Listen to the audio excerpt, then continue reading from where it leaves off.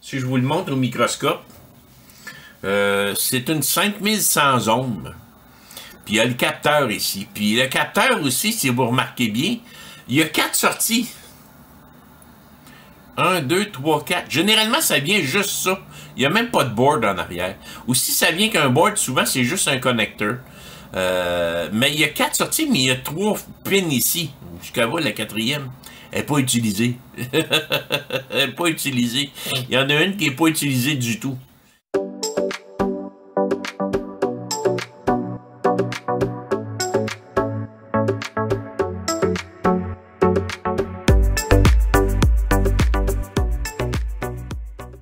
Bonjour à tous. Bon, pris une belle petite pause pendant Pâques, se reposer, dormir en masse, manger un petit peu de chocolat. On est prêt à continuer sur Arduino. Ce coup-là, on va continuer avec le capteur de température et le capteur d'humidité. Vous allez apprendre plein de nouvelles choses encore une fois. Que vous allez voir, on apprend tous les cours. Là. Ce coup-ci, vous allez apprendre à charger des librairies selon les composantes qu'on utilise. Fait que je vais changer tout de suite de caméra. Top cam. Tout ce qu'on a de besoin pour le moment. Notre Arduino. Un capteur de température et d'humidité. DHT 11. DHT 11. Le DHT 11, en passant, c'est le capteur de température et d'humidité le plus bas de gamme qui existe. Généralement, moi, si j'ai besoin de ça dans un projet, je vais plutôt prendre le DHT 22. La différence entre les deux, c'est que lui, il lit une température de 0 Celsius à 50 Celsius, si je me souviens bien, et ne prend l'humidité qu'entre 20% et 80%. Il oublie les premiers 20 et les derniers 20. Je ne sais pas pourquoi est-ce qu'ils ont sorti ça. Peut-être qu'il peut y avoir des utilités dans certains cas, si ça sort en dehors de ces valeurs-là. Mais l'autre, le DHT 22, est capable de lire moins 40 à plus 50, quelque chose comme ça. Puis l'humidité se lit de 0 à 100%. Fait que si jamais vous avez besoin de commander ça pour un de vos projets, vérifiez bien que vous avez besoin de un ou l'autre. Le DHT 22 ici peut être pratique dans certains cas. Si on a besoin de vérifier une température normale, on n'a pas besoin d'aller dans les négatifs, eh bien ça, on peut l'utiliser. Le branchement. Celui-là ici, c'est celui qui vient avec le kit, starter kit de Elegoo. Il y a eu pas un fuck, mais il y a eu une modification qu'ils ont faite. C'est que généralement, pour faire fonctionner ça, on va rajouter sur la sortie signal une résistance de 100 000 ohms. C'est ça, de 100 000 ohms. De 10 000 ohms, 100 000 ohms. Voyons, ça fait longtemps. En tout cas, c'est 10 000 ohms. Quelque chose comme ça. Eux autres, Elegoo, ils ont décidé d'ajouter à même le board la résistance. Puis encore là, c'est une résistance de 5100 ohms. Je ne sais pas pourquoi ils ont mis 5100. Ils ont peut-être décidé que c'était ça. Si je vous le montre au microscope, c'est une 5100 ohms. Puis il y a le capteur ici. Puis le capteur aussi, si vous remarquez bien, il y a 4 sorties. 1, 2, 3, 4. Généralement, ça vient juste ça. Il n'y a même pas de board en arrière. Ou si ça vient qu'un board, souvent, c'est juste un connecteur. Mais il y a 4 sorties, mais il y a 3 pins ici. Jusqu'à voir la 4e. Elle n'est pas utilisée. Elle n'est pas utilisée. Il y en a une qui n'est pas utilisée du tout. Fait que il faut juste déterminer lequel qui est lequel. C'est ça qui est un petit peu mélangeant. C'est que Elegoo, eux autres, ont décidé, au moins on a un S. Ça m'indique que celui-là, ça serait le signal. Après ça, on a le positif et le négatif. Je l'ai déterminé juste en regardant la pièce, sachant que elle, c'est le S. C'est le signal. Si je m'en viens à l'arrière, Je regarde ça. Est-ce que le signal ici, il s'en va là, il n'y a pas de problème. Celle-là ici, si vous regardez, là, il prend tout. Là. Il vient chercher absolument tout. Donc, qu'est-ce qu'il vient chercher généralement absolument tout? C'est le négatif. Donc, ça, c'est le négatif. Puis, il me reste celui-là ici qui est le positif. Puis, lui, son passage est par le haut. On le voit qu'il est par le haut ici. Il s'en va là. Et voilà. Donc, c'est un peu mélangeant. Mais pour retrouver vraiment les branchements de ça, généralement, on va aller se fier à Internet. C'est assez simple à trouver. On va utiliser le mot pin-out pour trouver c'est quoi les fils là-dessus. Puis pour vous donner une idée, je vais aller... on arrive ici, puis on va rentrer ILI, GOO, DHT 11, pin-out. Vous allez voir qu'il y a même des messages de warning pour avertir le monde ici. Faites attention. Ce qui arrive, c'est qu'ils ont rajouté, eux autres, la résistance qui est là. C'est une résistance de 10 000 ohms. C'est ça, c'est 10 000 ohms. Pas 100 000 ohms, c'est 10 000 ohms. La première pin, c'est le signal. La deuxième, c'est le plus. La troisième, c'est le moins. Mais sur le capteur direct, la première, c'est le plus. La deuxième, c'est le signal. La troisième n'est pas utilisée. La quatrième, c'est la mise à la terre. Le moins. Donc... c'est sûr qu'il aurait dû conserver ça, mais c'est une petite erreur de leur part, mais tant qu'on le sait. Puis si vous le branchez à l'envers, ça n'a aucune incidence, là, à moins que vous le laissiez brancher à un haut voltage. C'est 5 volts, ça fonctionne sur 5 volts, ça, maximum. Fait que si je fais pin-out, vous allez voir ici les différentes façons de le brancher. Fait que vous avez plein d'images, vous vous tromperez pas avec ça ici. Il monte encore une fois ici. Celui-là. Bon, on retourne à l'autre. Fait que tout ce qu'on a de besoin, comme je disais, c'est ça. 3 fils, puis un Arduino. Vu que notre résistance est déjà incluse dans le board ici, on n'a pas besoin d'en rajouter une. Mais quand vous allez avoir un capteur seul comme ça, juste la partie bleue, ou blanche si c'est un DHT 22, ben là, vous allez être obligé de mettre une résistance de 10 000 ohms sur le signal. C'est vraiment là pour aller chercher, là, à clarifier, autrement dit, le signal. Puis comment je viens brancher ça, dans ce cas-là? Je vais prendre mon fil jaune comme étant le fil signal. Je vais le mettre ici. Mon fil vert va devenir le plus. Puis mon fil bleu va devenir le moins. Mes 3 fils sont branchés sur mon capteur. Comme ça. On a dit que le jaune, c'était le signal. Le jaune, on va le brancher sur la pin numéro 2 digitale.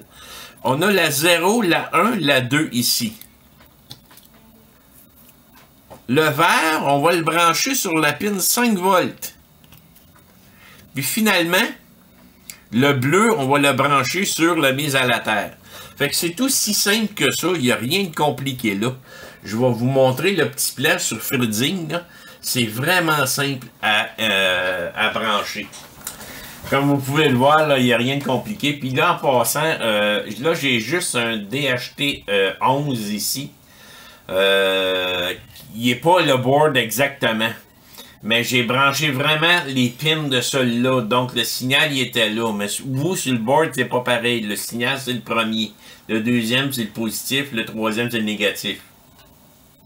Donc, c'était juste pour vous donner un exemple, là, comment c'était branché. C'était à 2 ici, à 5 volts, puis à grande.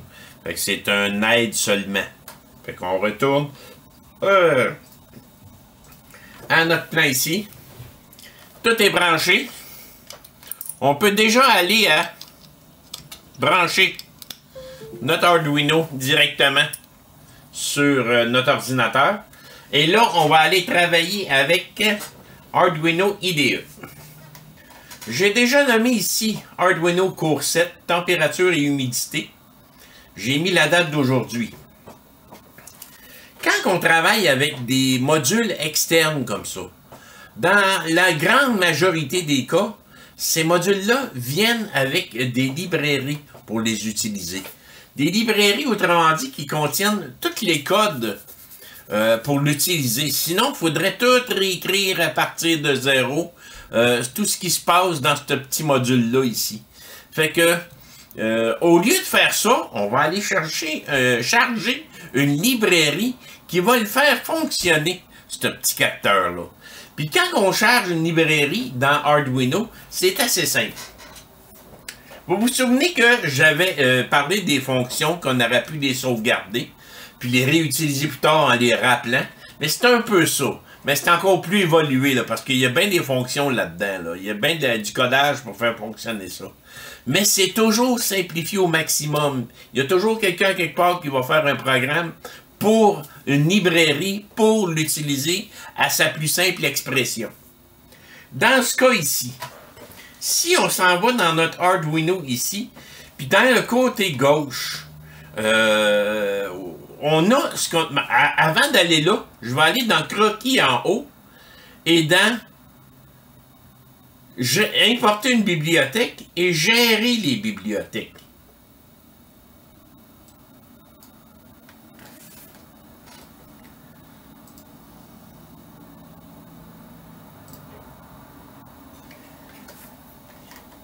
Quand je tombe dans gestion de bibliothèque, ça m'affiche toutes sortes de choses ici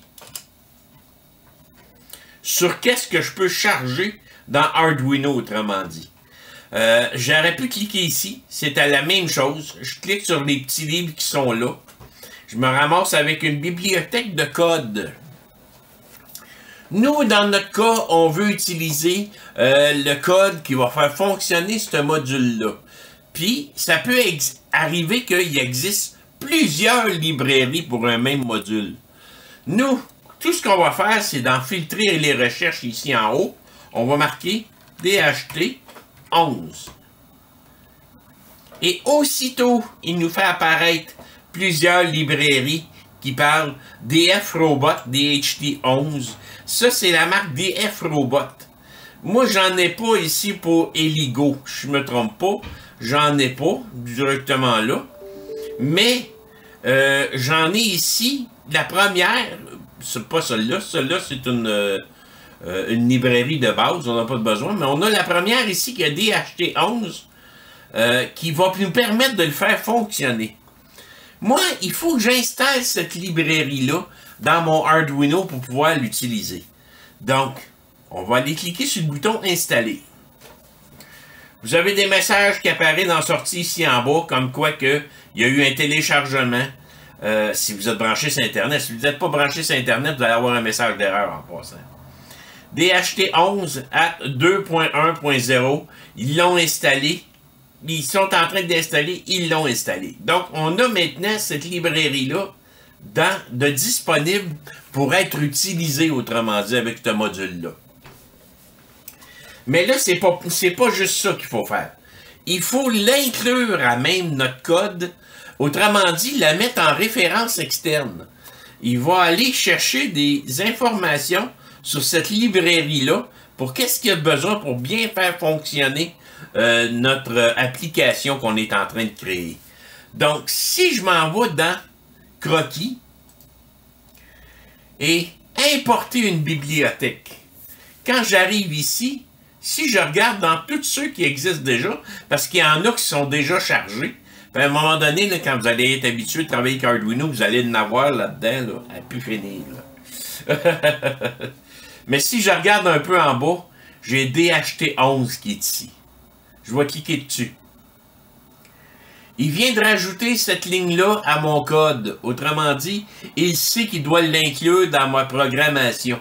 Donc, il vient de l'ajouter là. Et à partir de là, on va pouvoir utiliser ses propres commandes. Mais c'est quoi ces commandes? Comment est-ce qu'on peut savoir ça? Comment est-ce qu'il fonctionne? Cette librairie-là, comment elle fonctionne? Si on lit en anglais, c'est une librairie Arduino pour le module DHT11 de température et d'humidité. Cette librairie, elle vous donne la chance d'utiliser simplement des méthodes, des codes simples pour aller chercher des informations qu'on a besoin. Fait que, si je veux savoir comment l'utiliser, ça ici, vous avez 3 petits points ici. Plus d'action. si je clique dessus, j'ai plus d'informations. J'ai j'ai des exemples. Comment lire l'humidité. Read float, ça je sais pas c'est quoi, faudrait que je regarde. Read la température, lire la température et l'humidité. Et seulement lire la température. On va aller cliquer sur plus d'informations. Si je clique sur plus d'informations, automatiquement, il m'amène sur la page de développement de cette librairie-là pour ce module-là. Et si je descends en bas, ça en passant, c'est GitHub. C'est GitHub. C'est un endroit sur Internet où tous les programmeurs qui partagent le code se trouvent. C'est une bonne place pour s'inscrire, pour avoir accès à toutes sortes de choses. Moi, je suis même pas inscrit, je suis même pas rentré en ce moment là. Bon, avec mon petit casque de cowboy. Puis des fois, il faut vraiment que vous passiez, vous êtes membre pour accéder à certains codes. Donc, j'arrive sur la page de développement de la librairie Arduino pour DHT11. Si je descends un peu plus bas, regardez, toutes les instructions sont là. Tout de A à Z est là. Fait que comment ça fonctionne, l'installation, comment l'utiliser, comment rattacher les fils, des exemples, et ainsi de suite. Il y a plein de façons là-dedans. Mais, y a-t-il une méthode encore plus facile pour l'utiliser? On va retourner dans le Arduino. Nous, au départ, on veut utiliser, on veut juste lire la température. On veut savoir la température qu'il fait dans la pièce en ce moment. Fait que si je m'en vais dans DHT11, les 3 petits points ici, j'ai exemple. Puis le dernier en bas, c'est lire la température. Je clique là, il va m'ouvrir un nouveau code, exemple, qui démontre comment utiliser cette librairie-là. Fait que si on lit, c'est sûr et certain, c'est en anglais. Aujourd'hui, il y a Google Translate qui peut vous aider énormément. Vous pouvez carrément prendre un texte complet et l'envoyer dans Google Translate. Il va le traduire en français. Mais malheureusement, tout est en anglais. C'est très rare que c'est en français là-dedans. Il y a certaines instructions qui existent en français. Mais des fois, on cherche plus selon les termes qu'ils utilisent. C'est quoi qui se passe? On va utiliser celui-là ici. Fait que, comme on peut voir, inclure la librairie, il est là. Exactement comme on a fait dans notre propre code. La deuxième opération à faire, c'est de créer ce qu'on appelle une instance. Une instance, c'est quoi ça? En programmation, on peut utiliser une librairie plusieurs fois sur plusieurs types de modules comme ça. Mais je pourrais dire plusieurs fois un DHT11. Ou je pourrais avoir un DHT11 puis un DHT22. Le 22, il est plus précis et ainsi de suite. Mais pour utiliser le code sur un ou sur l'autre, il faut créer une instance de cette librairie-là, une copie, qu'on va y donner un nom comme une variable, puis on va utiliser ce nom-là pour aller chercher des informations, aller chercher autrement dit des commandes, donner des commandes. Et quand on va dire DHT11.readTemperature, il va le savoir qu'il y a rapport à celui-là. Si j'aurais eu un deuxième qui est un DHT22, j'aurais pu y faire une instance nommée DHT22. Et là, je pourrais dire DHT22.readTemperature. Et là, il va savoir qu'il va aller chercher celui-là en utilisant toujours la même librairie de code. Donc, c'est ça que ça fait des instances. C'est des copies qu'on reproduit, autrement dit, dans notre code. Fait que ici, pour créer une copie, on va dire que on peut prendre carrément ce code-là, DHT11, espace, DHT11 en minuscule, ouvre la parenthèse, il est sur le connecteur 2. Donc, on parle à la librairie ici DHT11 en majuscule, puis on y dit en minuscule que DHT11 sur la pin 2, elle se nomme DHT11 comme ça. si je m'en vais dans mon propre code, dans la section variable, je peux le remettre là. Pour vraiment vous simplifier la lecture de ça, au lieu de marquer DHT11, ici, je vais marquer mon détecteur de température. Hey, c'est assez clair, net et précis. Donc, DHT11, mon détecteur de température, je pourrais dire bleu. Pas blue, mais bleu. Mon détecteur de température bleu. Il est sur la pin 2. Donc, je vais pouvoir utiliser ça. C'est un méchant nom. Là. Généralement, on essaye de mettre plus court. Mais là, pour l'exemple, on va utiliser ça. Puis on peut y envoyer des commandes. Voler la température. Voler le taux d'humidité. Il y a d'autres fonctions à faire aussi. Pour l'instant, on va faire juste la température. Fait que pour ça, c'est-tu assez clair? D'après moi, oui, c'est assez clair. On crée une instance de cette librairie-là qu'on affecte à mon détecteur de température bleue. Je vais aller dans Setup ici et comme à l'habitude, on va appeler notre moniteur série 9600, point virgule. Et là, on descend dans la partie Loop. Si je veux lire la température de mon détecteur de température bleue ici, comment est-ce que je fais? Mais là, je retourne voir dans l'autre code. On s'en vient ici en bas, dans Loop.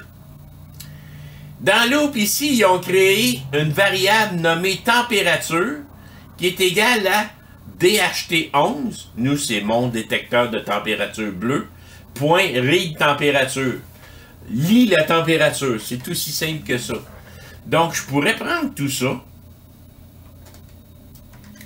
le copier, l'amener ici. Puis là, ça ici, il faut que je change ça pour ce nom-là que j'y ai donné. Mon détecteur de température bleue. Puis je veux vous montrer quelque chose encore de mieux que ça au lieu de copier-coller.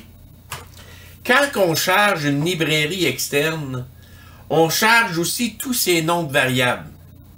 Donc, si on les appelle, on fait int température est égal à mon détecteur de température bleue. Ouvre une parenthèse. Non, pas une ouvre une parenthèse, c'est un point, excusez-moi. Point. Oups. J'ai dû faire une erreur, là. Il n'est pas pareil. Est égal à DHT11. Point. Ah, là, il me l'affiche. Avez-vous vu? Read temperature, il est là. Je clique dessus. Point virgule. Il me l'a affiché tout d'un coup, là. Pourquoi fait qu'il n'a pas fonctionné tantôt? Si j'y marque ici, temp bleu, puis je recommence à 0 au complet, c'est peut-être parce que faut que j'efface la ligne. INT est égal à temp bleu, point. Là, il me le marque. Je devais avoir une erreur de frappe et que je ne le voyais pas, là. Donc, vous voyez, ça, c'est toutes les commandes qui existent. C'est 1, 2, 3, 4, 5. Ça, c'est une autre commande pour un autre type de gestion. On a read temperature et l'humidité, les deux en même temps. Read humidité, set delay ou encore get error stream.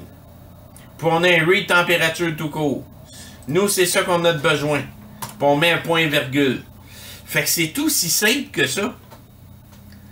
On était capable d'aller chercher toutes les commandes de cette librairie-là, puis le faire afficher. Si je descends un petit peu plus bas, puis là, je lui demande serial.print, ouvre une parenthèse, guillemets, température actuelle. 2 points. On fait un espace pour pas que ça soit collé. Je descends d'une ligne. Je fais pas de println. Voilà. Là, je m'en viens ici. Je viens chercher ma variable qui est là, qui est égale à la température affichée. Point virgule. Puis je vais faire serial.println ce coup-là. Parce que je veux qu'il finisse la ligne. Ouvre une parenthèse. On fait un espace. Celsius. Point. Point virgule. Puis finalement, delay, on va y mettre 1 seconde. Pour qu'il ait le temps d'aller chercher ces informations. Fait qu'on voit que on se crée une variable ici, on l'a créée là au lieu de la créer en haut, mais il est possible de faire ça. Puis je préfère faire ça. Température, INT température, point virgule. J'ai même pas besoin d'y donner une valeur, quoi que ce soit. Mais si je descends en bas ici, là, je peux aller enlever température est égale à thème bleu. Donc, il sait que la variable va aller chercher la valeur de température en ce moment. Il va commencer à imprimer une ligne qui va être marquée température actuelle, 2 points, espace. Il va afficher la température à la fin de ça. Puis finalement, il va afficher C points pour dire que c'est en Celsius. Puis un délai d'1 seconde. Fait que si je fais un test de ça, tout fonctionne. Si j'envoie ça dans mon Arduino, il a été compilé. Je rouvre mon moniteur série. Température actuelle est à 24. À toutes les 1 seconde, il me montre l'affichage de la température actuelle. Si j'y envoie de l'air chaud à partir de ma station d'air chaud, j'ai mis bas, là, puis j'y envoie de l'air dessus, chaud.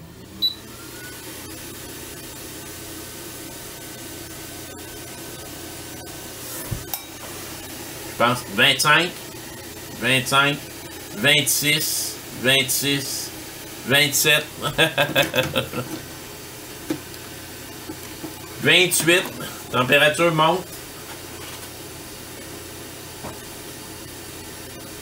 Je pense qu'il arrive. Oh, puis il a tapé 29. Fait que, pas trop compliqué.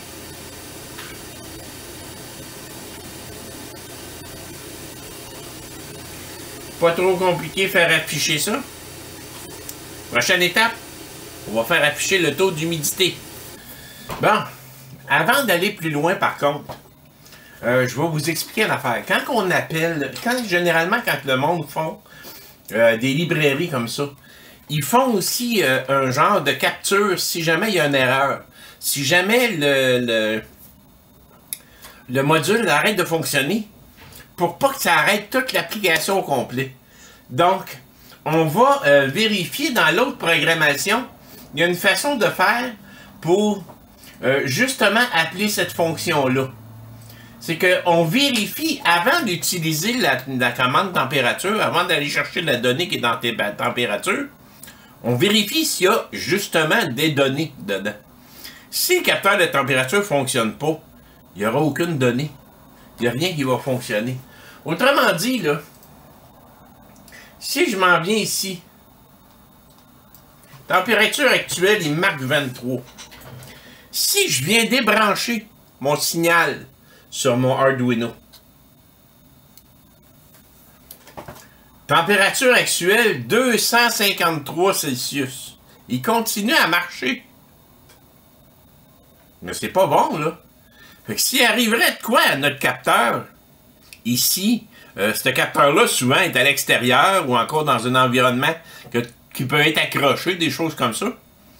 Là, on aurait un méchant problème, là. Là, il n'y a aucun message d'erreur. Le logiciel continue à fonctionner. L'application continue à fonctionner, mais elle ne fonctionne pas bien. Fait que je vais remettre ça là, à sa place. Là, il me redonne 23 Celsius. Si j'enlève la tension, il fait-tu pareil? Oui, la même chose. Je remets la tension. Il retombe à 23. Donc, c'est pas très bon, ça, là. Si on a un vérificateur de température sur un plat qui est en train de cuire, puis il faut qu'il soit à telle température, ou que tel appareil ne doit pas chauffer plus que ça, ou encore, dans ces eaux-là, là, quand il y a une erreur, là, il devrait arrêter complètement la lecture, puis nous envoyer un message d'erreur. Nous dire, hey, quelque chose qui marche pas. Et là, passer par-dessus la programmation pour pas qu'il y ait quoi que ce soit, puis pour pas aussi que l'application continue à traiter ces données comme si c'était des vraies données. Fait que dans ce cas-là, on va aller dans la programmation ici qu'ils fournissent, puis ils donnent la ligne d'erreur à utiliser. Check the result of the reading. S'il n'y a pas d'erreur, tu sors la température, la valeur de la température. S'il y a une erreur, ben imprime le message d'erreur approprié. Et ça, on vient l'utiliser avec ça. S'il y a une erreur avec DHT11, Error Checksum, and Temperature, là, il va faire un timeout. Il va comme arrêter cette partie-là. Il fera pas ça. Il va sauter en bas. Puis là, il va imprimer le message d'erreur qu'il a reçu. Donc, je vais venir copier cette ligne-là. Je vais l'amener de l'autre côté. Ça donne absolument rien de la réécrire, là. On l'a, là. On s'en vient ici. On va venir la mettre ici. Là. Puis là, en bas de tout, je viens fermer la braquette. Je vais avancer ça d'un coup, et voilà. Donc, si la température, il n'y a pas de température à DHT11, ben, fais Error Checksum, une température, puis il va faire un timeout. Il va arrêter complètement. Il n'affichera pas ça. Il va faire plutôt. Je lui demande d'imprimer le message d'erreur qui va me sortir.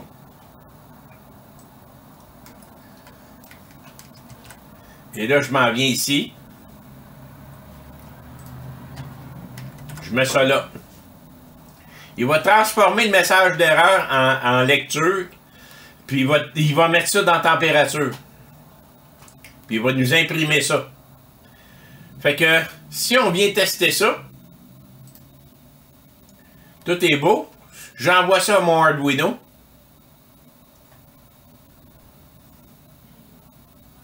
On vient voir le moniteur série.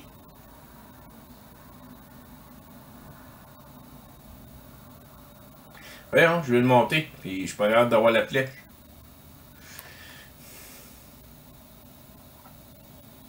Bon. Bon. J'avais de la misère à poigner la ligne. Température actuelle de 24. Donc la température est belle. Je débranche le signal. Oups! Erreur 253. Reading from DHT11. Cette erreur 253-là, généralement, on s'en va voir dans les paramètres qu'on a vus tantôt, là. Si on a pris le temps de le marquer, mais l'erreur 253, je sais que c'est un manque de tension, un manque de signal. Fait que si je débranche un ou l'autre de ces câbles-là, il va toujours donner cette erreur-là. Erreur 253.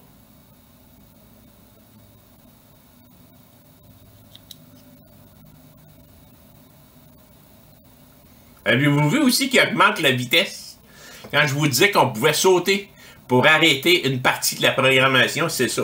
Là, il fait le délai de 1 seconde, mais si j'enlève le temps...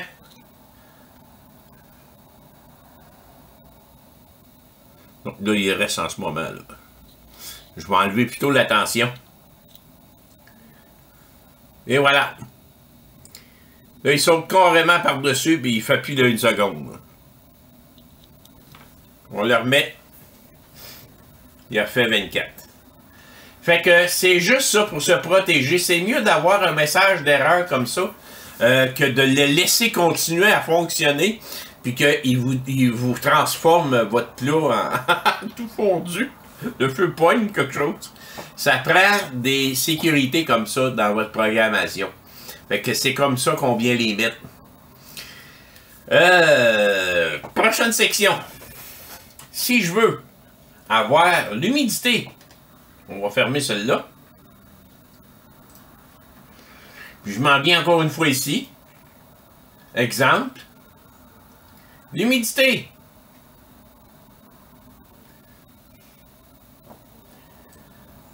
Vous allez voir que c'est pas trop compliqué. C'est exactement la même chose. Sauf qu'au lieu de read temperature, c'est read humidity. Hey! Pas pire ça là, hein? Si on s'en va dans ce cas-là ici, puis on s'amuse. Donc, on a utilisé une variable température. On va utiliser une variable humidité. Ouais, on va mettre AR. Mais ça marche pas, c'est humidité et on peut pas l'utiliser vraiment. Attends, on va le laisser comme ça. Et là, ça ici, on a juste à copier ça. Là, descendre d'une ligne. Mettre.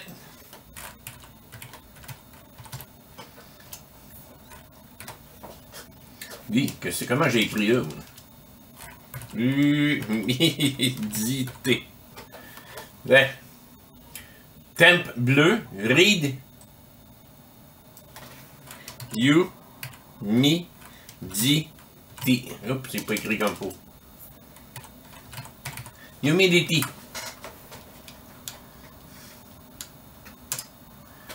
Et voilà, là je viens chercher les deux. Il a créé une ligne. On va créer une nouvelle. On va chercher comme celle-là.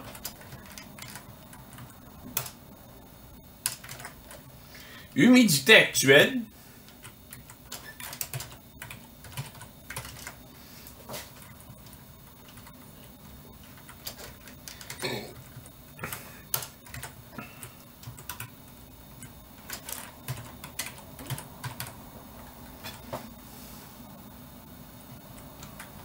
Là, ça va être pourcentage.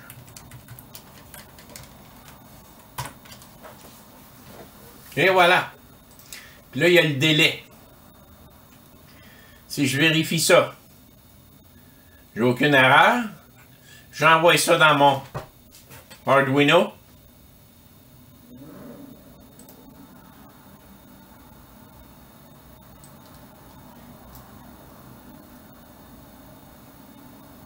L'humidité actuelle, 12%. Température actuelle, 24 Celsius. J'étais à 12%. Hey, c'est pas humide, là. C'est sexy. Si je viens envoyer de la buée sur mon humidité, pour ma appareil.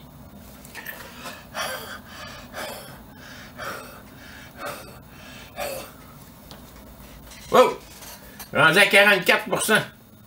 61%. 66. 66. Ça reste à 66. Puis là, il va commencer à redescendre. 65. 64. 63. Avez-vous vu comment c'est simple à aller lire l'humidité puis la température avec ce petit appareil-là? Là, j'ai mis un délai, là, puis là, j'ai mis ça sur 2 lignes. J'aurais même pu mettre ça sur une ligne seulement. Print.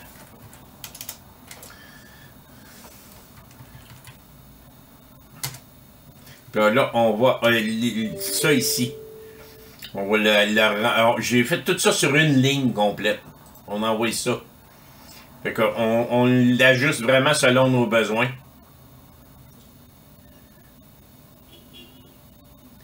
Température actuelle, 24 Celsius. Humidité actuelle, 32, 31, 30%. 30%. 29. Fait que c'est beaucoup mieux de même. Fait que c'est pas trop compliqué, hein? Là, vous avez vu comment charger une librairie. Quand on va vouloir travailler sur le LCD, c'est la même chose. On va pouvoir charger une librairie. Parce que là, dans le prochain cours, on va prendre ça, on va le faire afficher sur notre petit affichage ici, là, pour que ce soit plus le fun, là. On va aussi s'ajouter un bouton parce que c'est possible d'afficher en Celsius ou en Fahrenheit. Fait qu'on peut jouer là-dessus. Fait que se créer un thermomètre, là, vous prenez un DHT 22. Prenez un DHT 22. Vous pouvez le mettre à l'extérieur de chez vous avec 3 petits fils, ramenez ça dans la maison. Puis, allez chercher la température.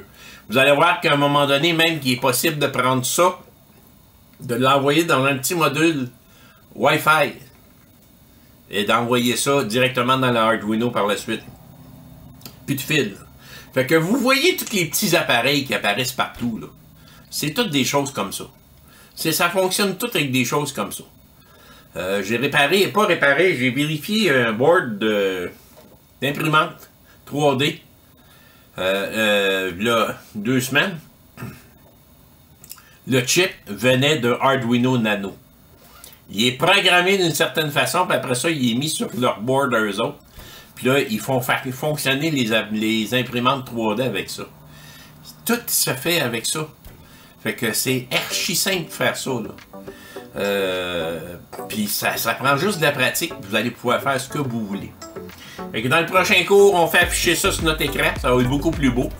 Il restera rien qu'à faire un petit boîtier à l'impression 3D. Mettre ça là-dedans, puis on a une belle horloge avec la température. Merci.